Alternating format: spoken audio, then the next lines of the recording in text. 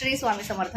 अनंत कोटी ब्रह्मांड नायक राजाधिराज योगराज परब्रह्म श्री स्वामी समर्थ महाराज यांच्या चरणी त्रिवार मुद्रा, परमपूज्य गुरु माऊली यांच्या चरणी त्रिवार वंदन आणि सर्व सेवेकरिता वंदना श्री स्वामी समर्थ. बघा, आज आपण कशाबद्दल माहिती पाहणार आहोत.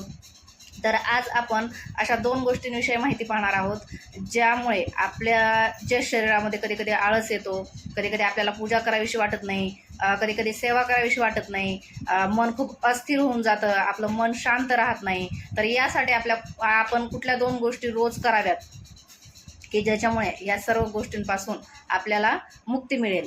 तर ते आपण आज पाहणार आहोत. तर बघा, त्या दोन गोष्टी कोणत्या आहेत.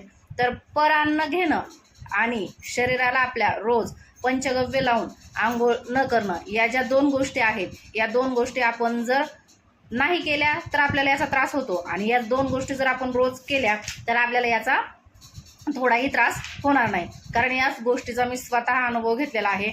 असंच अचानक मला मागे एकदम माझ्या अंगामध्ये आळस भरला. म्हणजे मला असं काम करायची इच्छा होत नव्हते. माझं आता शॉप असलं, कपड्याचं शॉप आहे, टेलरिंगचं आहे माझं काम. तर हे कधी कधी मला असं घरातलं कामही करण्याची इच्छा होत नव्हती आणि दुकानात जाणे तर मुळीच इच्छा होत नव्हती. म्हणजे काम असं अचानक एवढा कंटाळा येऊन गेला की म्हणजे काहीच करायची इच्छा होईना, आळसच शरीरातला जात नव्हता. रोज उठायचं, असाच टाइमपास व्हायचा, पण कामं कोणते व्हायचे नाही, नुसते इकडं तिकडं एरझऱ्या घालायच्या घरामध्ये, म्हणजे काम मला सुचत नव्हतं.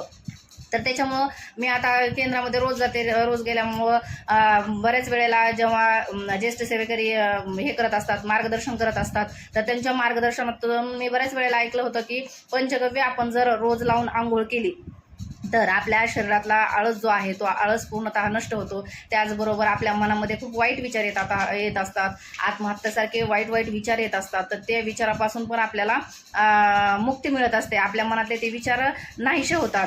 तर असं त्या मार्गदर्शनातून मी ऐकलेलं होतं. तर त्याच्यामुळं मग मी असे वाईट विचार वगैरे माझ्या मनात येत नव्हते, पण माझ्या शरीरात आळस जो भरलेला होता तो का होता मला काही माहिती नाही. तर त्याच्यामुळं मी माझ्या डोक्यात आलं की बाबा, आपल्याला एवढ्या वेळा सांगितलंय की पंचगव्य लावून आंघोळ जर आपण रोज केली तर आपल्याला याचा त्रास होत नाही. तर मी तसं करून बघितलं. मी 3 ते 4 दिवस मी शरीराला ते पंचगव्य लावून आंघोळ केली.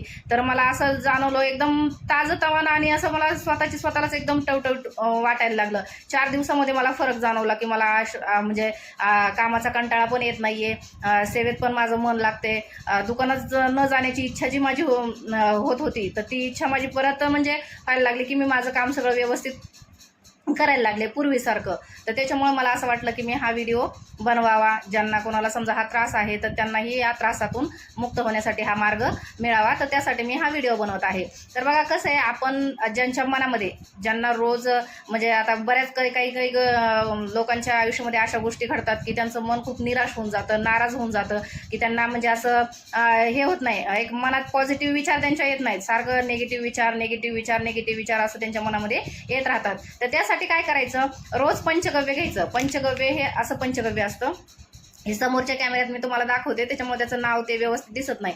हे अशा पद्धतीची पुडी आपल्याला आपल्या केंद्रामध्ये उपलब्ध आहे. ती आपण आपल्या केंद्रामधून घेऊन यायची. फक्त 11 रुपयेची याची किंमत आहे. याचं काही जास्त किंमत वगैरे नाही, काही नाही. हे रोज लावून तुम्ही अंगाला लावून रोज जर आंघोळ केली तर तुम्हाला खूप छान अनुभव येईल. खूप म्हणजे शरीरातला आळस निघून जातो, आपलं मन शांत स्थिर राहतं. तुम्ही करून बघा. करून बघितल्यानंतर तुम्हाला अनुभव येईल. असं सांगून माणसाला कधी कधी असं वाटतं हा काही पण सांगतात असं, तर असं नाही आहे. याचा अनुभव मी स्वतः घेतलेला आहे. कारण पंचगव्य काय आहे तर गाय जी आहे, गाईचं दूध, तूप आणि दही, त्याचबरोबर शेण आणि गोमूत्र, ह्या ज्या 5 वस्तू आहेत, या 5 वस्तूंपासून हे जे पंचगव्य आहे हे पंचगव्य तयार झालेलं आहे. आपल्याला मुळातच माहिती आहे की गाईच्या शरीरामध्ये 33 कोटी देवांचा निवास आहे, वास आहे. तर आपल्याला त्यांचे जे देव जे आहेत त्या देवांचे म्हणजे अगोदरच ते पूर्ण आशीर्वाद त्या 5 गोष्टींमध्ये आलेले असतात. त्याचबरोबर आपण जर त्याच्यावर अजून महामृत्युंजय मंत्राचा जप करत हे जर शरीराला लावून आंघोळ जर आपण केली तर आपल्याला याचा खूप छान असा अनुभव येतो. असं त्याच्यामुळे आपण हे पंचगव्य लावून आंघोळ करायची, जेणेकरून आपले सगळे प्रश्न मार्गी लागतील. त्याचबरोबर दुसरी एक गोष्ट जी आहे ती आपल्याला रोज करायची आहे, ती आहे परान्न आपल्याला अजिबात घ्यायचं नाही. परान्न म्हणजे लोकांचं जे जेवण असतं किंवा जे खायच्या वस्तू असतात त्या आपण अजिबात खायच्या नाहीत.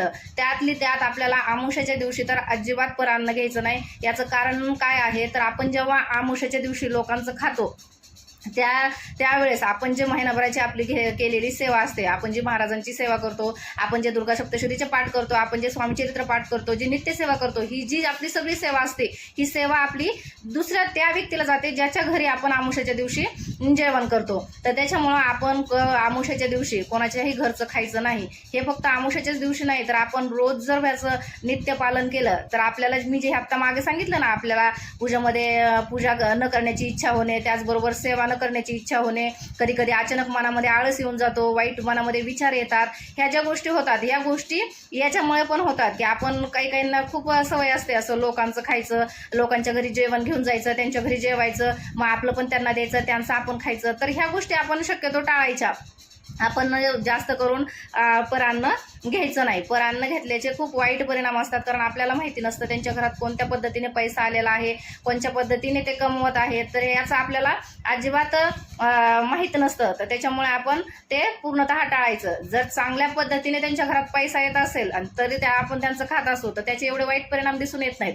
पण आपण जर त्यांनी वाईट मार्गाने कमवलेला पैसा असेल, समजा त्यांची सावकारकी असेल, ते व्याजाने पैसे देत असतील, त्याचबरोबर त्यांचं दारूचं शॉप असेल, तर या ज्या गोष्टी आहेत, या गोष्टींमधून जो त्यांचा पैसा येत असेल आणि त्याचं जर अन्न, त्याच पैशाचं जर अन्न आपण त्यांचं खात असू तर आपल्याला याचे खूप वाईट परिणाम दिसतात.